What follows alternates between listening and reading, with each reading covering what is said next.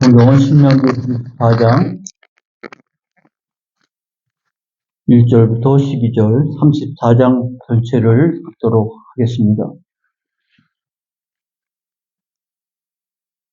모세가 모압 평지에서 느보산에 올라가 여리고 맞은편 비스가 산꼭대기에 이르매 여호와께서 길르앗 온 땅을 단까지 보이시고 또 온 납달리와 에브라임과 므낫세의 땅과 서해까지의 유다 온 땅과 네겝과 종려나무의 성읍 여리고 골짜기 평지를 소알까지 보이시고 여호와께서 그에게 이르시되 이는 내가 아브라함과 이삭과 야곱에게 맹세하여 그의 후손에게 주리라 한 땅이라. 내가 내 눈으로 보게 하였거니와 너는 그리로 건너가지 못하리라 하시매 이에 여호와의 종 모세가 여호와의 말씀대로 모압 땅에서 죽어 벳볼 맞은편 모압 땅에 있는 골짜기에 장사되었고 오늘까지 그의 묻힌 곳을 아는 자가 없느니라. 모세가 죽을 때의 나이 120세였으나 그의 눈이 흐리지 아니하였고 기력이 쇠하지 아니하였더라. 이스라엘 자손이 모압 평지에서 모세를 위하여 애국하는 기간이 끝나도록 모세를 위하여 30일을 애곡하니라. 모세가 눈의 아들 여호수아에게 안수하였으므로 그에게 지혜의 영이 충만하니 이스라엘 자손이 여호와께서 모세에게 명령하신 대로 여호수아의 말을 순종하였더라. 그 후에는 이스라엘에 모세와 같은 선지자가 일어나지 못하였나니 모세는 여호와께서 대면하여 아시던 자요 여호와께서 그를 애굽 땅에 보내사 바로와 그의 모든 신하와 그의 온 땅의 모든 이적과 기사와 모든 큰 권능과 위엄을 행하게 하심에 온 이스라엘의 목전에서 그것을 행한 자이더라. 아멘. 신명기 34장은 신명기의 끝이기도 하고 창세기부터 시작한 모세 오경의 끝이기도 합니다. 그래서 오늘 34장이 이 신명기를 마무리하고 또 모세 오경을 마무리하는 의미 있는 그런 성경이라고 할 수 있겠습니다. 근데 이제 우리가 앞에 33장까지 내용은 모세가 이제 마지막 이스라엘 12지파를 위해서 축복하는 내용이 나오지 않습니까? 그리고 34장 오늘 본문에는 모세가 이제 가나안 땅에 들어가지 못하고 죽는 기록이 나와 있고요. 근데 모세 오경은 우리가 아는 것처럼 모세가 기록했다고 알고 있습니다. 근데 모세가 자기의 죽음을 기록하고 죽을지는 않겠죠.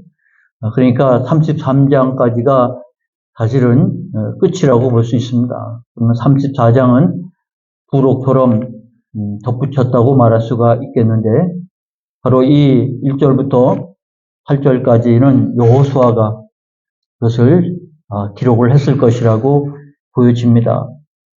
그리고 9절부터 12절까지의 내용은 모세에 대한 행장이라고 우리가 표현을 하고 있는데 이것은 많은 성경학자들이 훗날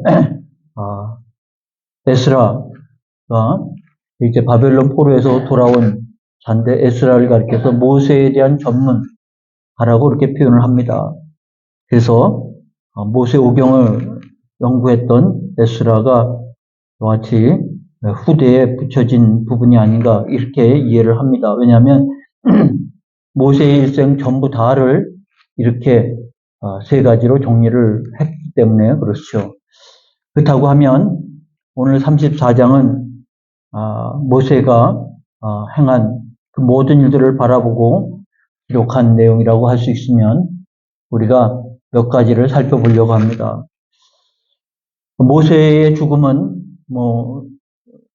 인생이 죽는 것은 정한 일이라고 하신 것처럼 그런데 모세는 왜 약속의 땅에 들어갈 수 없고 모압 땅에서 죽어야 했을까?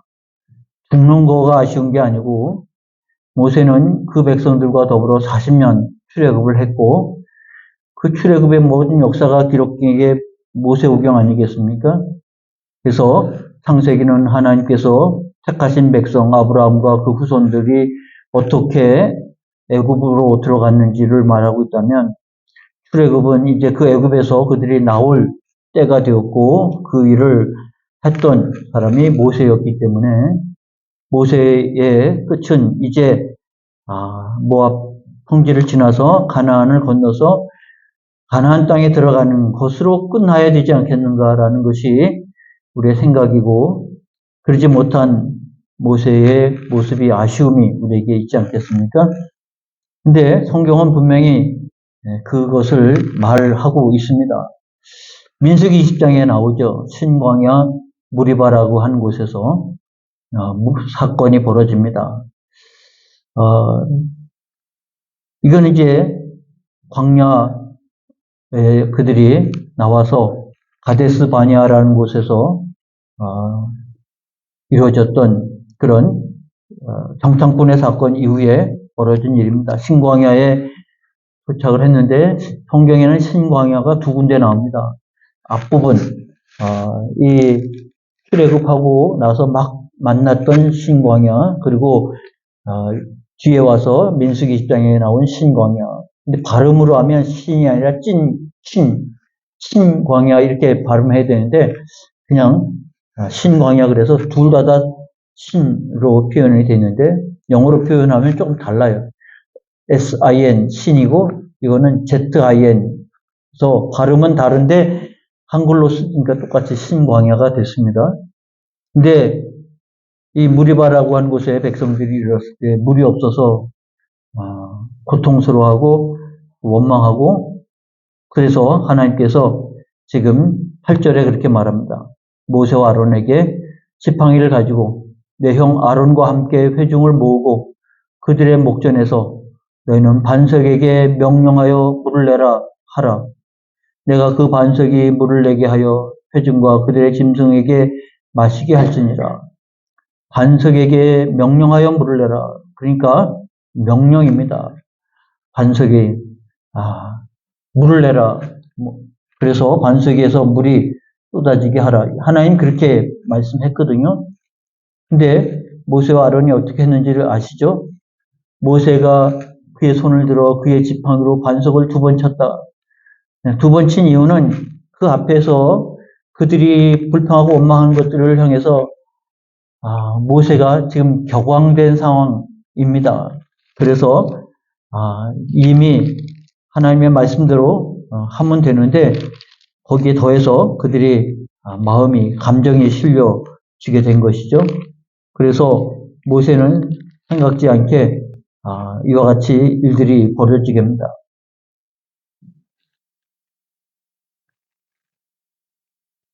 모세와 아론이 회중을 그 반석 앞에 모으고 모세가 그들에게 이르되 반역한 너희여 들으라. 우리가 너희를 위하여 이 반석에서 물을 내랴 하면서 이 지팡이로 반석을 2번 쳤어요.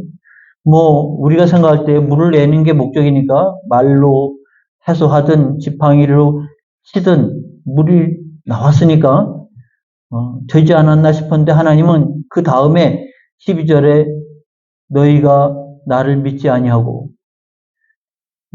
모세가 한 행위가 하나님을 믿지 아니했다라고 하나님 말씀하고 있어요.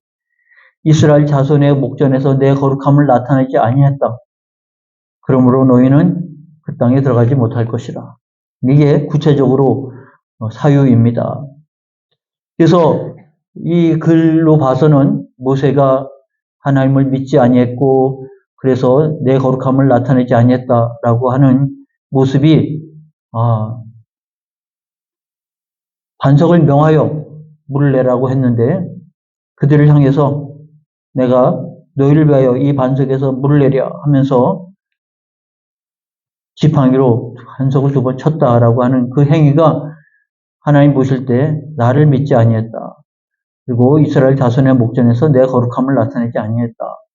그래서 그 물을 낸 것들이 결과적으로 물을 내서 사람들이 먹긴 했지만 그걸 통해서 하나님의 영광이 나타나지 않았다. 하나님께서 그렇게 말씀하셨고 아론과 그리고 모세는 그 말씀에 신할 수밖에 없는, 그래서 그때의 분위기가 어떠했는가를 우리가 정확하게 알지 못하지만 이 말씀을 통해서 믿지 아니하고 내 거룩함을 나타내지 아니했다. 그것은 그 일이 이루어지도록 원인 제공은 백성들이 한 거죠.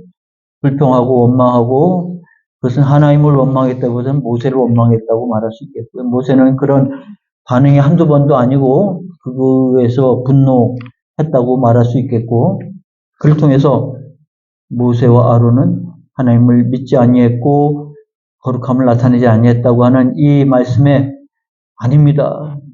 그렇게 아닙니다라고 말하지 아니했고 수긍할 수밖에 없었다고 하는 것은 그들이 격앙된 심령 속에서 했던 일이었다고 보여집니다. 그래서 아쉽게 그는 가나안 땅에 들어가지 못했습니다. 그 대신 하나님은 그로 하여금 그 후손들이 들어갈 그 땅을 바라보게 하셨죠. 하여튼 이와 같은 일들 속에서 우리는 네 가지를 살펴보려고 합니다. 우리가 표현한 것처럼 예수님은 죽기까지 순종했다 이런 표현을 했는데, 그렇게 말하면 모세도 마찬가지죠. 하나님 억울합니다라고 말하지 않았고, 또 한 번은 민수기에 나오죠. 하나님 한 번만 그 땅에 들어갈 수 있도록 하나님 앞에 기도하는 모세의 모습을 보게 됩니다만, 하나님은 더 이상 언급하지 말라고 덮어버립니다. 하나님은 말씀했기 때문에 말씀하신 바가 이루어지는 것이죠. 그렇기 때문에 모세는 더 이상 말하지 않았고요. 그래서 표현할 때 죽기까지 순종했다. 우리 중에 죽기까지 순종하지 않을 사람이 어디 있겠습니까?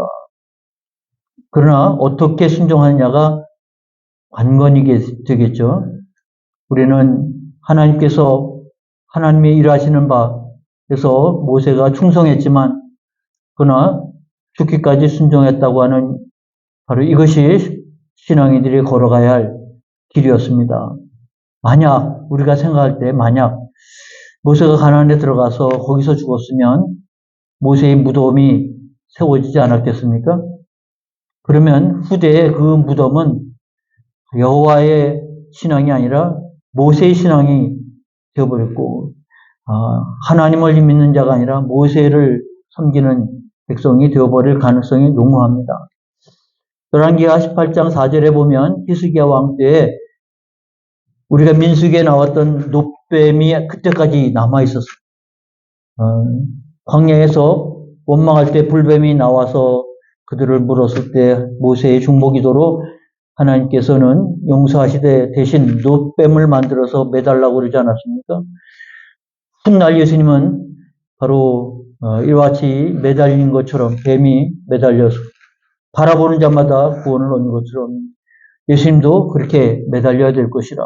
그래서 이것을 요한복음을 통해서 예수님은 구원의 길로 설명을 하고 있습니다만, 이스라엘 백성들은 바로 이 놋뱀을 히스기야 왕 시대 때까지 그대로 보존하면서 섬기고 있었어요. 그래서 히스기야 왕이 그 놋뱀을 그 엄청난 유물이지 않겠습니까? 모세가 만든 놋뱀이었는데, 근데 그거를 유물로 생각하는 것이 아니라 그걸 우상화시킨 것이기 때문에 이스라엘 백성들을 미혹하게 했다.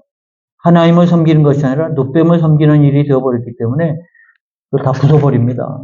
히스기야 왕 때 개혁을 이루게 되는 것이죠. 그러면 놋뱀도 그랬는데 모세의 무덤은 더 말할 것도 없겠죠.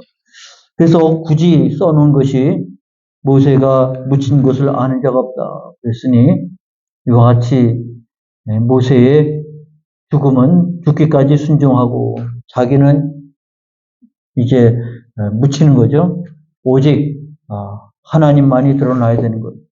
그래서 우리에게 있어서 신앙의 길이라고 하는 것은 주님만 높이는 것이죠. 모세라 할지라도 그는 죽기까지 순종함으로 이 땅에서 사라지는 것입니다.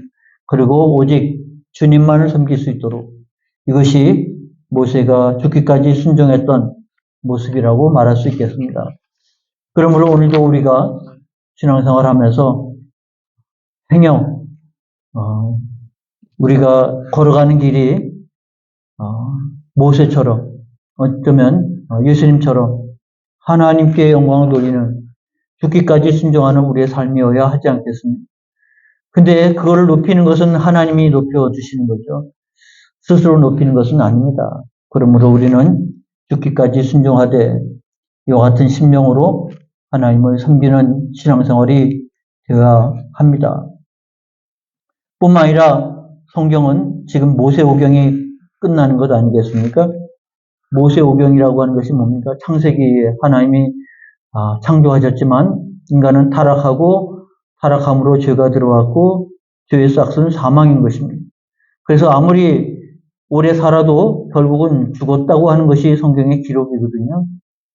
결국 그렇게 해서 시작된 창세기가 그렇게 해서 모세가 죽음으로 우리의 구원은 하나님으로 말미암은 것이지 아브라함으로 말미암은 것도 아니고 모세로 말미암은 것도 아니고 여호수아로 말미암은 것도 아니고 어떠한 업적을 세웠다 할지라도 인생은 죽을 수밖에 없는 것이고 죄로 인한 죽음이기 때문에 죄의 문제를 해결할 수 있는 것은 오직 하나님밖에 없습니다. 그러므로 우리가 복음의 길에 접할 수 있는 것은 결국 우리도 타락으로 인해서 죄로 인해서 죽을 수밖에 없는 우리 인생인데 오직 우리는 누구로 인해서가 아니라 하나님으로 말미암아 얻는 구원이라고 하는 사실을 잊어버리면 안 됩니다. 그래서 타락으로 시작해서 그래서 타락으로 죄가 되었고 죄로 인해서 죽음에 이른 인간이 마지막 모세의 죽음으로 말미암아 이제는 우리는 죽을 수밖에 없는 인생이고 하나님으로 말미암아 구원이 이루어지고 있다고 하는 사실을 다시 한번 일깨워 주고 있는 것입니다. 그런데 오늘 본문에 보면 모세가 이제 하나님이 바라보도록 그래서 모세에게 이 땅을 그 땅을 맹세한 그 땅을 주리라 한 그 땅을 내가 내 눈으로 보게 하였거니와 너는 그리로 건너가지 못하리라. 그래서 모세가 그 땅을 건너가는데 거기에 표현된 것이 그렇게 나와 있지 않습니까?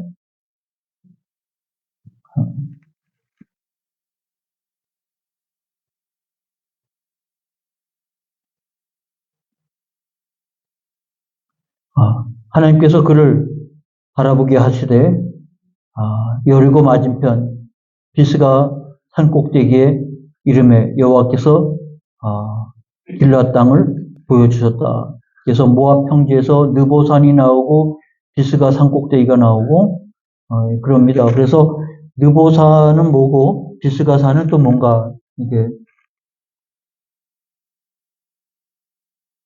우리가 생각할 수 있습니다.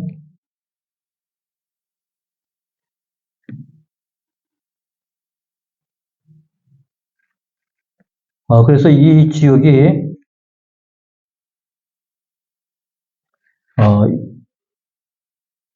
요단강을 끼고 양쪽에 큰 산들이 서로 마주보고 있는 형상이라고 생각하면 됩니다. 그래서 모압 평지에는 이바림 산맥이 자리 잡고 있고요. 가나안 쪽, 요단강 서쪽은 중앙 산지가 있어서 예루살렘으로부터 시작해서 거의 800, 900고지가 쭉 이어지고 맞은편에 이바림 산맥이 쭉 이어집니다. 그 중에서 비스가 산지가 있고 그 중에서 최고 높은 산이 느보산이라고 말할 수 있습니다. 그래서 보기에 따라서 비스가라고 말하기도 하고 느보산이라고 말하기도 하고 그럽니다. 느보산의 위치가 802m입니다. 서울에 있는 북한산 높이에 견줄 수 있습니다. 930m쯤 되는 게 북한산인데 느보산인 거기 위에서 한눈에 바라볼 수가 있겠죠. 근데 여기 표현된 것을 보면 길앗 온 땅을 보여주셨다 그랬으니까 여기서 바라보는 북쪽입니다. 요단강 동쪽이지만 그 땅도 이스라엘 백성들이 차지해서 기업으로 삼고 있지 않습니까? 그리고 서쪽편, 요단강 건너 서쪽편도 바라보게 하시고 그리고 남쪽 소알까지 바라보게 하시고 그래서 지금 있는 쪽이 동쪽이니까 북쪽, 서쪽, 남쪽 그렇게 바라보게 합니다. 지금 느보산에 올라가면 근데 그때는 어떨지 모르면 지금은 이렇게 좀 시야가 이렇게 보이긴 하는데 뿌옇고요. 또 날이 안 좋으면 잘 안 보이기도 하고 그렇습니다. 근데 이때 모세가 바라볼 때는 여기 표현된 대로 끝까지가 다 보였던 것 같습니다.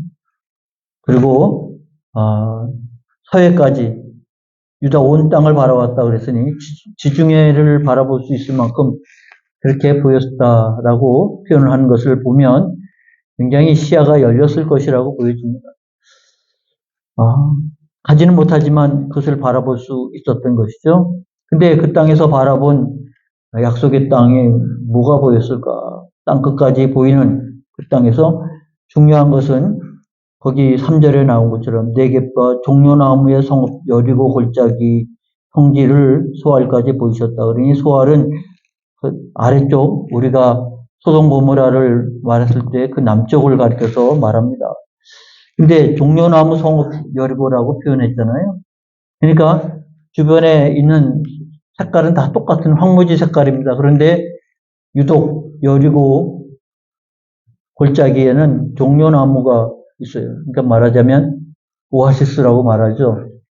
이 여리고는 바다 높이 해면보다 400m 아래에 있습니다.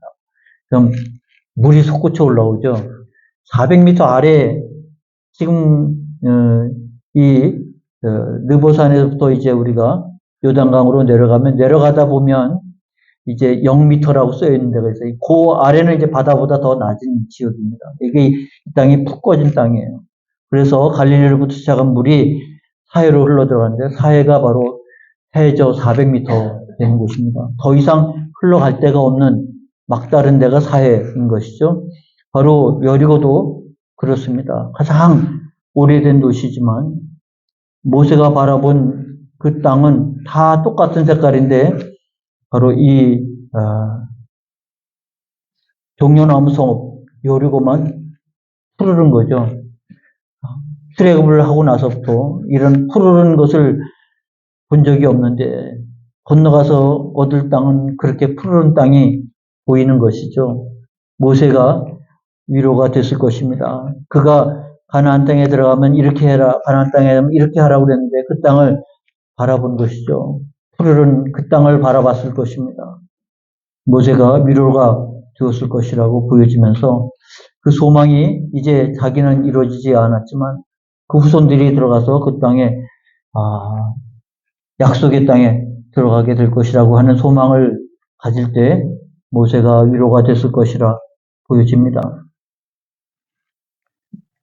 그런데 이와 같은 모세의 죽음을 기록하면서 마지막 9절부터 12절까지 모세의 행장이 아까 말씀드린 것처럼 에스라에 의해서 기록됐을 거라고 보여집니다. 행장이라는 말은 그 사람이 죽고 나서 그 사람의 일생을 이렇게 정리를 한 거죠. 이 내용대로 하면 세 가지로 정리가 됩니다. 첫 번째 기록한 것은 후계자를 세웠다라는 것입니다. 여호수아를 세웠다. 사실 여호수아는 출애굽기 17장부터 나타납니다. 모세의 40년 거의 같이 그림자처럼 수행을 했던 사람이 여호수아입니다. 그래서 모세를 잘 알고 모세의 한 이 모든 행동 그리고 모세의 말 그리고 모세가 기록한 모세오경 아마 여호수아만큼 알고 있는 사람이 없을 것입니다. 그러나 그게 지도자가 될 수 있는 기회는 아니에요. 하나님 앞에 구했고 하나님은 그렇게 여호수아를 세우셨고 그래서 그를 위해서 안수했고 거기 안수한 내용을 보니까 여호와께서 그에게 눈의 아들 여호수아에게 안수하였으므로 그에게 지혜의 영이 충만했다. 성령이 충만했다. 그런 말입니다. 구약은 신약처럼 우리처럼 하나님의 영이 임한 오순절 이후가 아니기 때문에 하나님께서 세우신 자에게 그때그때 하나님의 영이 임합니다. 이 이전에는 여호수아가 하나님의 영이 임한 자는 아니었어요. 지도자였기는 했고 그가 정탐꾼에 들어가기도 했고 믿음의 보고를 한 사람이기도 하고 여러 모양으로 신앙의 모본이 된 사람이긴 하지만 그러나 그가 이스라엘 백성들을 이끌 지도자가 두어진 것은 바로 하나님의 영이 충만했다라고 하는 것입니다. 이것은 하나님의 지도자에게 베풀어 주시는 특별한 은혜인 것이죠. 그래서 기름 부음을 했다고 하는 것은 하나님의 영이 그에게 임했다라고 하는 표현인 것이라고 말할 수 있겠죠. 그래서 예수님은 세례 받으실 때 하나님의 영이 성령이 비둘기같이 임했다고 했잖아요. 직접 기름 부음은 아니지만 그게 바로 기름 부음의 모습인 것입니다. 하나님의 영이 임한 성령이 충만한 예수님의 삶은 바로 사역의 시작인 것이죠. 그 후에는 우리가 이제 기름 부음을 통해서 하나님의 영이 기름 부음이라고 하는 행위를 통해서 그에게 임하고 그가 그 사역을 감당하도록 역사하신다고 하는 믿음을 우리가 갖게 된 겁니다. 그 모세가 이와 같은 일들을 준비한 대로 이루었다고 하는 것이죠. 그래서 모세는 약속의 땅으로 들어갈 수 있도록 모든 준비를 했고 그것을 완성한 성취를 본 사람이 바로 그 여호수아 아니겠습니까? 그러므로 여호수아가 세워짐으로 모세가라고 하는 그 절대적인 지도자가 사라졌지만 지도력을 잃지 않냐고 계속 유지했는데 거기 나온 것처럼 여호와께서 모세에게 명령하신 대로 여호수아의 말을 순종하였더라. 이스라엘 백성들이 그를 모세처럼 순종하고 따랐음으로 인해서 가나안 정복이 이루어졌다고 하는 것을 보게 됩니다. 모세의 행장은 바로 여호수아를 세웠다고 하는 것이고요. 두 번째는 모세를 평가하는 것입니다. 모세는 여호와께서 대면하여 아시던 자라. 이렇게 표현했잖아요. 그래서 모세와 같은 선지자가 다시는 일어나지 못했다. 후에 얼마나 많은 선지자가 엘리야가도 나오고 또 많은 선지자들이 나왔지만 모세와 같지는 않다. 모세는 여호와께서 대면하셨다. 그래서 우리는 모세가 하나님의 얼굴을 봤다라고 생각하는 것은 이런 성경적인 건 아니고요. 하나님과 대화를 했다라는 것이고 그 대화를 할 때 회막에 있었고 회막은 하나님의 영광 구름으로 덮여 있었잖아요. 그 속에서 하나님과 대화를 했던 모세였다라고 말하고 있는 것입니다. 그러므로 이스라엘 백성들에게 있어서 모세는 절대적이죠. 그런데 히브리서 신약 성경의 로마서와 더불어 가장 중요한 히브리서는 바로 이 제사 제도를 근거로 해서 복음으로 연결시키는 성경입니다. 그래서 로마서는 율법을 넘어서 하나님이 믿음으로 의롭다 하심을 설명했다고 하면 히브리서는 구약에서 내려온 이 제사 제도를 넘어서 복음을 얘기할 때 그 뒤 넘어야 할 산이 뭐냐면 바로 모세입니다. 그래서 히브리 3장은 그러나 예수 그리스도는 모세보다 더 뛰어난 자라. 그러므로 함께 하늘의 부르심을 받은 거룩한 형제들아 우리의 믿는 도리의 사도이시며 대제사장이신 예수를 깊이 생각하라. 모세는 하나님의 종이지만 예수님은 하나님의 아들이라.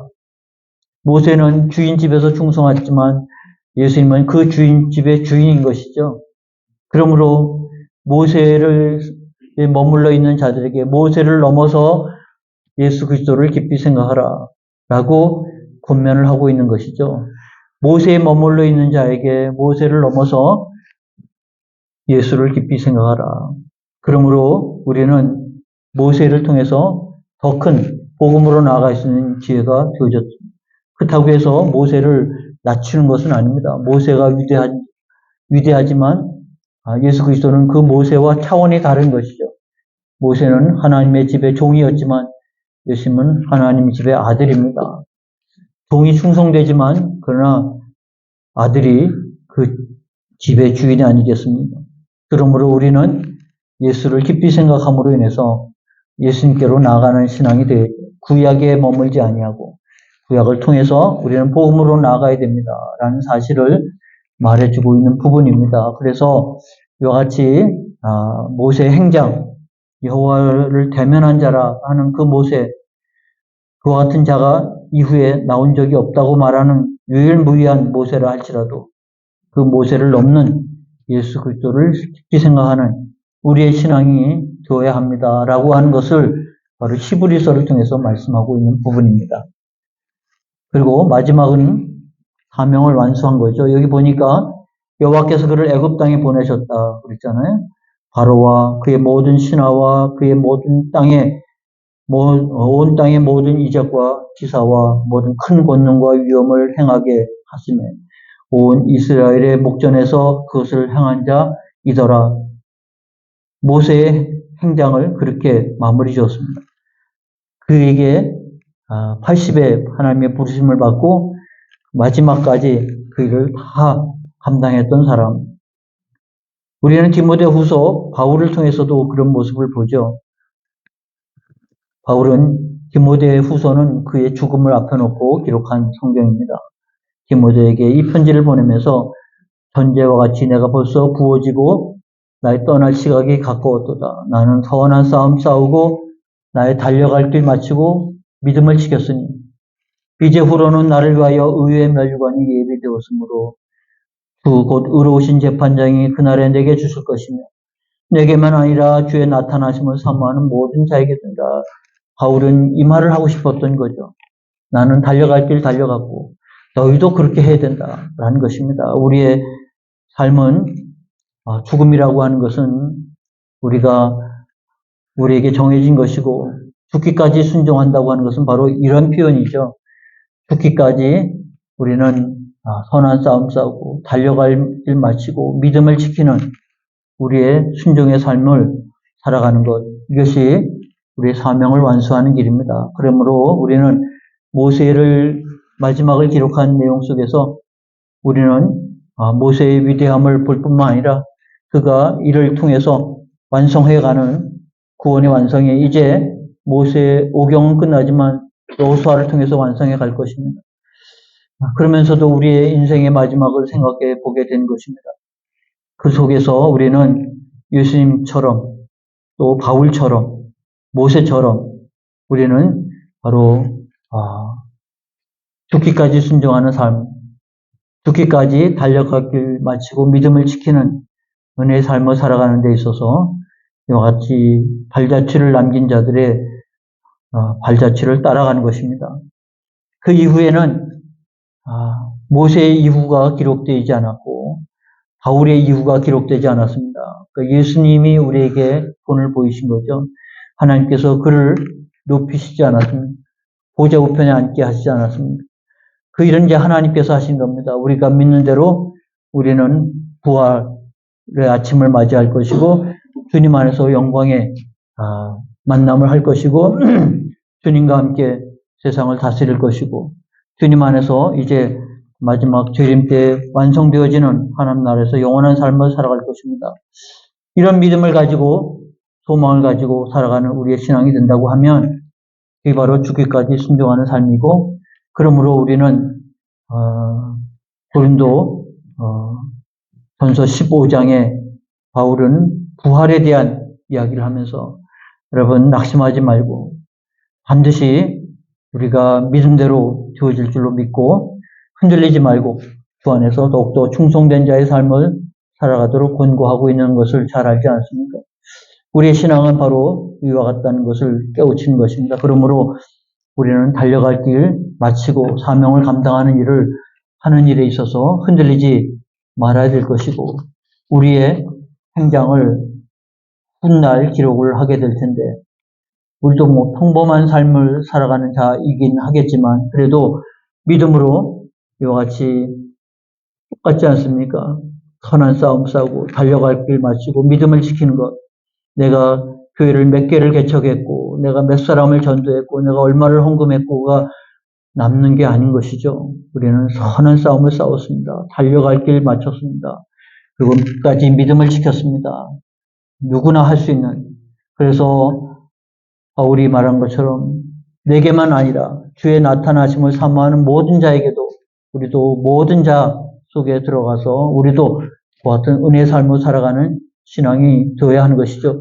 그런 믿음으로 오늘을 살아가는 겁니다. 오늘 이 자리에 나와서 이렇게 예배하는 것, 이렇게 하나님을 예배할 수 있는 것, 그렇게 하나님 앞에 나아갈 수 있는 것, 그게 바로 이 믿음을 가지고 이 소망을 가지고 살아가는 우리의 삶이 아니겠습니까? 그러므로 우리는 달려갈 길 마칠 때까지 이 믿음을 지키는 의의 삶을 살아가는 여러분이 더욱 되어지시는 기회가 되어지기를 축원합니다. 기도하겠습니다. 하나님, 오늘도 우리에게 함께 해주시면 감사합니다. 모세의 죽음, 그리고 그것을 후대에 기록했을 것이라 보여집니다만, 그를 통해서 사람들은 모세를 기억합니다.